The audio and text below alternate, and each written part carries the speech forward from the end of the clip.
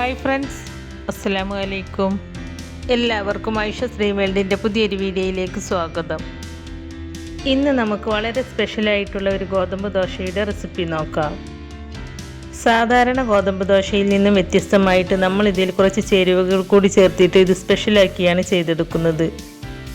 ഇത് വെജിറ്റബിൾസ് ഇഷ്ടമല്ലാത്ത കുട്ടികൾക്കും അതുപോലെ തന്നെ എല്ലാവർക്കും ഇഷ്ടപ്പെടുന്ന ടേസ്റ്റിലുള്ള ഒരു ദോശയാണ്. അതുപോലെ ഇത് ബ്രേക്ക്ഫാസ്റ്റ് ആയിട്ടും ഡിന്നർ ആയിട്ടും സെർവ് ചെയ്യാൻ പറ്റുന്ന നല്ലൊരു റെസിപ്പിയാണ്. അപ്പോൾ ഇതെങ്ങനെയാണ് തയ്യാറാക്കുന്നത് എന്ന് നമുക്ക് നോക്കാം. ദോശ ഉണ്ടാക്കുവാനായിട്ട് ഞാനിവിടെ 1 ടേബിൾ സ്പൂൺ പഞ്ചസാരയും 1 ടീസ്പൂൺ ഈസ്റ്റും ഇതിലേക്ക് ആവശ്യമായ ഉപ്പും 2 കോഴിമുട്ടയും 300 ml ഇളം ചൂടുള്ള വെള്ളവും അതുപോലെ 300 ml ഇളം ചൂടുള്ള പാലും 420 ഗ്രാം ഗോതമ്പ് പൊടിയും എടുത്തിട്ടുണ്ട്. ഇനി നമുക്കൊരു ബൗളെടുത്ത് അതിലേക്ക് നമ്മൾ എടുത്തു വെച്ച കോഴിമുട്ട ചേർത്ത് കൊടുക്കാം. എന്നിട്ടൊരു ഫോർക്കോ സ്പൂണോ അല്ലെങ്കിൽ ഹാൻഡ് വിസ്കോ എന്തെങ്കിലും വെച്ച് മുട്ട ഇതുപോലെ ഒന്ന് പതപ്പിച്ചെടുക്കാം.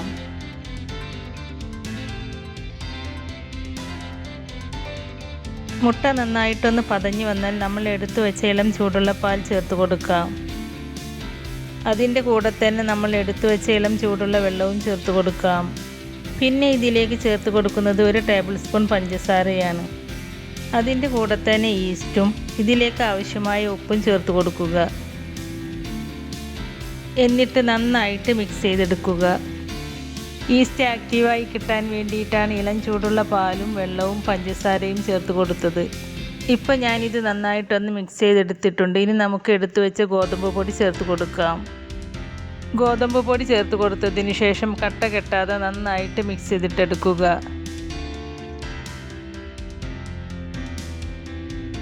ഇപ്പം ഞാനിത് കട്ടയൊന്നും കെട്ടാതെ നന്നായിട്ട് മിക്സ് ചെയ്തെടുത്തിട്ടുണ്ട്. ഇതുപോലെ ദോശമാവിൻ്റെ പരുവത്തിലാണ് മിക്സ് ചെയ്തെടുക്കേണ്ടത്. ഇതേ കൺസിസ്റ്റൻസിയിൽ കിട്ടാൻ വേണ്ടിയിട്ടാണ് ഞാൻ നിങ്ങൾക്ക് വെള്ളത്തിൻ്റെയും പാലിൻ്റെയും ഗോതമ്പ് പൊടിയുടെയും ഒക്കെ അളവ് കൃത്യമായി പറഞ്ഞു തന്നത്.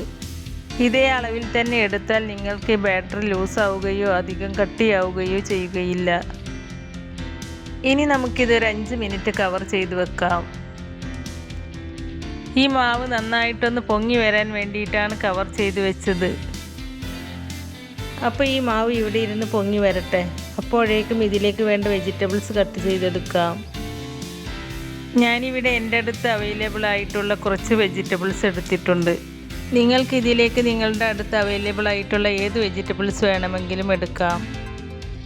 നമുക്കിതിലേക്ക് വേണ്ട മല്ലിയിലയും സവാളയും കാപ്സികവും തക്കാളിയും നന്നായിട്ട് കനം കുറച്ച് ചെറിയ കഷ്ണങ്ങളായി കട്ട് ചെയ്തെടുക്കാം.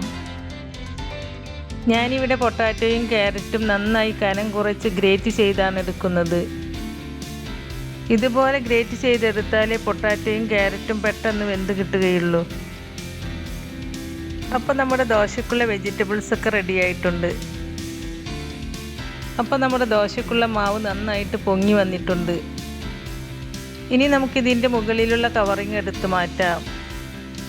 കണ്ടോ, നല്ല പെർഫെക്റ്റ് ആയിട്ട് തന്നെ നമുക്ക് ഈ മാവ് പൊങ്ങി കിട്ടിയിട്ടുണ്ട്. ഞാൻ കൂടുതൽ സമയമൊന്നും ഈ മാവ് പൊങ്ങാനായിട്ട് മാറ്റി വെച്ചിട്ടില്ല. നമ്മൾ എടുത്തു വെച്ച വെജിറ്റബിൾസ് കട്ട് ചെയ്യുന്ന സമയം മാത്രമേ ഞാൻ ഇത് പൊങ്ങാനായിട്ട് മാറ്റി വെച്ചിട്ടുള്ളൂ. വളരെ ചുരുങ്ങിയ സമയം കൊണ്ട് തന്നെ നമുക്ക് ഈ മാവ് റെഡിയായി കിട്ടിയിട്ടുണ്ട്. ഈ കൺസിസ്റ്റൻസിയിലാണ് കേട്ടോ നമുക്ക് ഈ ദോശ ബാറ്റർ കിട്ടേണ്ടത്. ഇനി നമുക്ക് ഈ മാവിലേക്ക് കട്ട് ചെയ്ത് വെച്ച വെജിറ്റബിൾസ് ചേർത്ത് കൊടുക്കാം. ആദ്യം ഞാനിതിലേക്ക് പൊട്ടാറ്റോ ഗ്രേറ്റ് ചെയ്തതാണ് ചേർത്ത് കൊടുക്കുന്നത്. അതിൻ്റെ കൂടെ തന്നെ ക്യാരറ്റ് ഗ്രേറ്റ് ചെയ്തതും പിന്നെ ഒരു ക്യാപ്സിക്കം ചെറുതായി കട്ട് ചെയ്തതും അതുപോലെ ഒരു സവാള ചെറുതായി കട്ട് ചെയ്തതും ഒരു തക്കാളി ചെറുതായി കട്ട് ചെയ്തതും ചേർത്ത് കൊടുക്കുന്നുണ്ട്. പിന്നെ കുറച്ച് മല്ലിയില ചെറുതായി കട്ട് ചെയ്തതും 1 ടേബിൾ സ്പൂൺ ചില്ലി ഫ്ലേക്സും ചേർത്ത് കൊടുക്കുന്നുണ്ട്.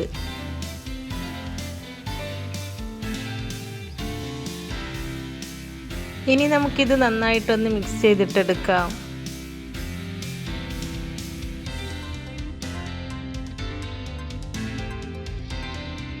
അപ്പോൾ ഞാനിതെല്ലാം ഒന്ന് നന്നായിട്ട് മിക്സ് ചെയ്തെടുത്തിട്ടുണ്ട്. ഇനി നമുക്ക് ഈ ദോശ ചുട്ടെടുക്കാം. ദോശ ചുട്ടെടുക്കാനായിട്ട് ഞാനിവിടെ ഒരു പാൻ അടുപ്പത്ത് വെച്ചിട്ടുണ്ട്. പാൻ ചൂടായിട്ട് വരുമ്പോൾ അതിലേക്ക് കുറച്ച് വെജിറ്റബിൾ ഓയിൽ ബ്രഷ് ചെയ്ത് കൊടുക്കുക. ഇനി ഇതിലേക്ക് മാവ് ഒഴിച്ചിട്ട് ദോശ ചുട്ടെടുക്കാം.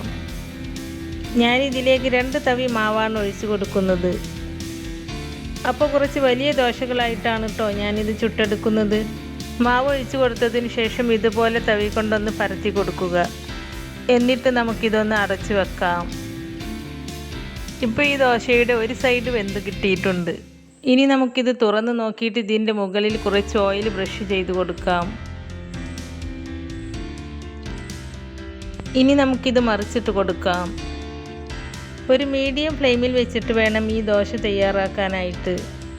ഈ ദോശ തിരിച്ചിട്ട് കൊടുത്തതിന് ശേഷവും അതിൻ്റെ മുകളിൽ കുറച്ച് ഓയിൽ ബ്രഷ് ചെയ്ത് കൊടുക്കുന്നുണ്ട്. ഇതുപോലെ ഓയിൽ ബ്രഷ് ചെയ്ത് കൊടുക്കുമ്പോൾ ഈ ദോശ നല്ല ടേസ്റ്റ് ഉണ്ടാവും. ഇപ്പോൾ ഈ ദോശയുടെ 2 സൈഡും നന്നായിട്ട് കുക്കായിട്ടുണ്ട്. ഇനി നമുക്കിതൊരു പാത്രത്തിലേക്ക് മാറ്റാം. ഇനി നമുക്ക് ബാക്കിയുള്ളതും ഇതുപോലെ ചുട്ടെടുക്കാം. ആദ്യം ചെയ്തതുപോലെ തന്നെ ഓയിൽ ബ്രഷ് ചെയ്തതിന് ശേഷം 2 തവി മാവ് പാനിലേക്ക് ഒഴിച്ചു കൊടുക്കുക. എന്നിട്ട് ഈ മാവ് തവി കൊണ്ടൊന്ന് പരത്തി കൊടുക്കുക. എന്നിട്ട് അടച്ചു വെച്ച് വേവിച്ചെടുക്കുക. ഓയിലിന് പകരം നിങ്ങൾക്ക് ബട്ടറും ദോശയുടെ മുകളിൽ ബ്രഷ് ചെയ്ത് കൊടുക്കാം. ബട്ടറാണെങ്കിൽ ഇതിനേക്കാളും കൂടുതൽ ടേസ്റ്റ് ഉണ്ടാകും. ഇപ്പം ഞാനിവിടെ ദോശയെല്ലാം ചുട്ടെടുത്തിട്ടുണ്ട്. വളരെ സിമ്പിളായിട്ട് ചെയ്തെടുക്കാൻ പറ്റിയ ഒരു ദോശ റെസിപ്പിയാണിത്. അതുമല്ല ഈ ദോശ നല്ല സോഫ്റ്റും സ്പെഷ്യലായിട്ടുള്ളൊരു ടേസ്റ്റുമാണ്. ഈ ദോശ കഴിക്കാനായിട്ട് പ്രത്യേകിച്ച് കറിയുടെ ഒന്നും ആവശ്യമില്ല. നമ്മളിതിൽ വെജിറ്റബിൾസും സ്പൈസസിന് വേണ്ടിയിട്ട് ചില്ലി ഫ്ലേക്സും ചേർത്ത് കൊടുത്തിട്ടുണ്ട്.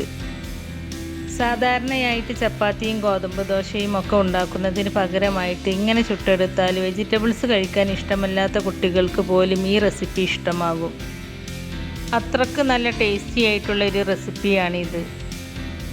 ഇതിൻ്റെ കൂടെ കഴിക്കാൻ പ്രത്യേകിച്ച് കറിയുടെ ഒന്നും ആവശ്യമില്ലാത്തത് കൊണ്ട് ഈ റെസിപ്പി കൂടുതൽ യൂസ്ഫുൾ ആവുക ബാച്ചിലേഴ്സിനായിരിക്കും. അപ്പോൾ ഈ റെസിപ്പി എല്ലാവരും ഒന്ന് ട്രൈ ചെയ്ത് നോക്കിയിട്ട് അതിൻ്റെ ഫീഡ്ബാക്ക് കമൻറ്റായി അറിയിക്കണേ.